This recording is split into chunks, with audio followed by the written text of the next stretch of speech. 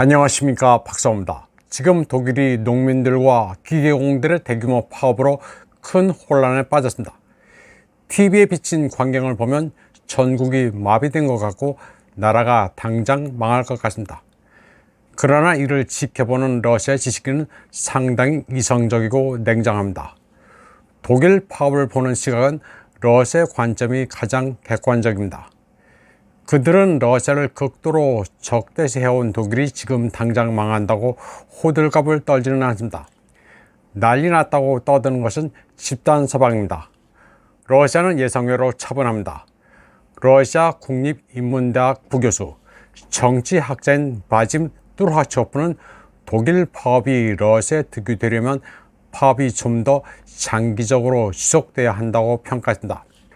전례 없는 파업이 독일인의 삶을 마비시켰고 더 많은 독일인들이 숄츠의 사임을 원하고 있지만 아직 그것으로는 당장 러시아의 이익을 약속하지는 않는다고 분석했습니다. 좀 더 파업이 지속돼 독일인들이 우크라이나 지원에 따른 피곤함을 더 느껴야 한다고 뚜르하초프는 말했습니다. 아직 그걸로 독일은 안 망하니 파업이 더 큰 규모로 앞으로도 쭉 계속돼야 한다는 겁니다. 지금 독일은 아우토반에서 엄청난 정체가 빚어지는 등 아주 아수라장입니다. 10만 대의 트랙터가 바이에른의 도시를 통과해 뮌헨으로 가고 있으며 13만 명이 정부에 항의하기 위해 나왔습니다. 폭스바겐 공장의 작업도 마비됐습니다.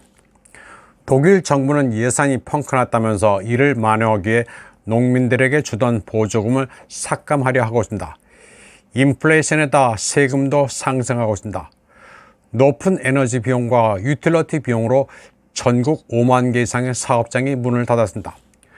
또 많은 대기업들이 미국과 아시아로 사업을 이전하고 있습니다. 유럽 최강의 경제 엔진이었던 독일이 멈춰가고 있습니다. 올라프 숄츠의 지지도 계속 주저앉고 있습니다. 숄츠는 인기 정치인 순위 10위 안에도 들지 않습니다. 신호등 정당 연립의 지지율도 낮습니다. 숄츠의 3인당은 약 15%, 자유민주당은 5%, 녹색당이 10에서 13%에 불과합니다. 그러나 야당인 독일 대한당은 크게 약진해 20%를 넘었습니다. 이렇게 된 직접적인 이유는 숄츠 정부의 무분별한 우크라이나 지원입니다. 무기를 공급하고 난민 수용에 국부를 쏟아붓고 있습니다. 독일은 유럽연합의 우크라이나 지원의 절반을 부담합니다. 당장 러시아와 에너지를 단절해 국민들이 먹고 살기가 힘든데 우크라이나를 지원하고 있습니다. 그러나 바짐 뚜르하초프는 독일인들이 정부에 항의하는 대규모 시위를 벌인다고 해서 당장 러시아의 이익으로 돌아오지는 않는다고 말했습니다. 독일 외교정책에 변화가 당장 생긴다고도 여기지 않습니다. 그는 시위에서 우크라이나 지원을 중단하고 대러 관계를 회복하라는 요구는 의외로 없다는 사실에 주목했습니다. 당장 먹고 살기가 힘드니 시위를 하는 것이지 외교 문제를 거론하지는 않는다는 것입니다. 바짐 뚜르하초프는 임팩트가 있으려면 시위 규모도 더 커져야 한다고 말했습니다. 트랙터 10만 대 13만 명의 농민이 나왔다고는 하지만 독일 농촌 지역에 1천만 명이 산다는 점을 볼 때 소수라는 것입니다. 8,300만 명의 독일 인구 가운데 수백만 명 정도는 거리에 나와야 한다고 뚜르하초프는 말했습니다.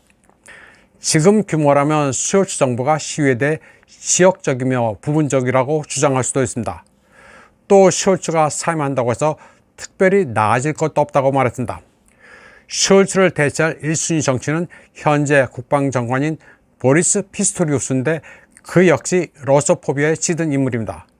신호등 연정이 무너지고 조기 선거가 실시되는 경우 완전한 새 정부가 들어서지 않는 한 발터 슈타인마이어 대통령의 역할이 더욱 커집니다.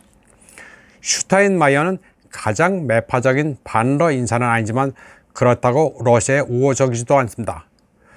또 기민당 지도자 프리드리히 메르츠는 우크라이나를 충분히 무장시키지 않았다고 숄츠를 꾸짖은 인물입니다. 기사당 대표 마르쿠스 소도도 우크라이나에 반쯤 미친 사람입니다. 독일의 기존 정당은 이처럼 그나물의 그 법입니다. 다만 독일 정치 엘리트들에게 진짜 충격은 독일 대한당이 여러 주에서 승리할 가능성입니다. 그러나 독일 대한당은 동부 독일을 중심으로 선전하고는 있지만 아직 대안은 되지 못하고 있습니다. 바짐 뚜로와초프는 다만 농민들의 항의 시위는 각성을 촉발할 수는 있다고 봤습니다. 숄츠 정권이 시위대의 목소리에 귀 기울이지 않는다면 다음번 파업은 규모가 더 커질 것이라면서 미국과의 관계를 가장 옹호하는 자유민주당 지지율이 가장 많이 하락하고 있다는 점에도 주목했습니다. 맹목적으로 미국을 따르고 산업을 미국으로 이전하려는 행태에 독일인들은 불만을 갖고 있습니다. 바짐 뚜로와초프는 독일인들이 러시아를 징벌하고 우크라이나를 지원하기 위해 계속 허리띠를 조일 마음은 없다는 점에서 이번 시위를 긍정적으로 보기는 합니다. 숄츠 정부가 지금 같은 정책을 계속할 경우 물가가 오르고 실업이 늘어 장기적으로는 우크라이나 지원을 중단하라는 구호가 등장하는 것은 시간 문제로 봤습니다. 바짐 뚜로와초프는 그러나 독일인들이 먹고 살기가 힘들어 우크라이나 지원 중단을 요구할지언정 고삐 풀린 러소포비아의 종식을 요구할 것 같지는 않다고 말했습니다. 바짐 뚜로와초프는 그러면서 독일 유권자들에게 우크라이나 정책이 바뀌어야 한다고 확신시키는 가장 좋은 방법은 전장에서 러시아군이 압도적으로 승리하는 것이라고 단언했습니다. 독일인들의 세금이 전장에서 헛되이 낭비되고 있다는 점을 깨닫게 해줘야 한다는 것입니다. 그러나 그렇다고 해서 독일인들이 러소파일이 되지는 않을 것이라고 뚜로와초프는 진단했습니다. 그는 또 사그라즈단, 소위 동료 시민보다 우크라이나인을 중시하는 아날레나 베복 같은 이들에게 앞으로 어떤 일이 발생할지 보자고 말했습니다. 그러면서 뭐다 까면 또치, 물이 결국 바위를 마모시키듯 인내심을 가지고 결과를 지켜보자고 말했습니다. 물이 돌을 마모시킨다는 표현은 러시아어에도 있습니다. 독일 농민 파업에 일희일비하지 말고 진득하게 지켜보자는 바짐 뚜로와초프의 진단은 참 대단한 식견이라는 생각이 듭니다. 이번 방송은 여기까지 하겠습니다. 시청해주신 여러분 감사합니다.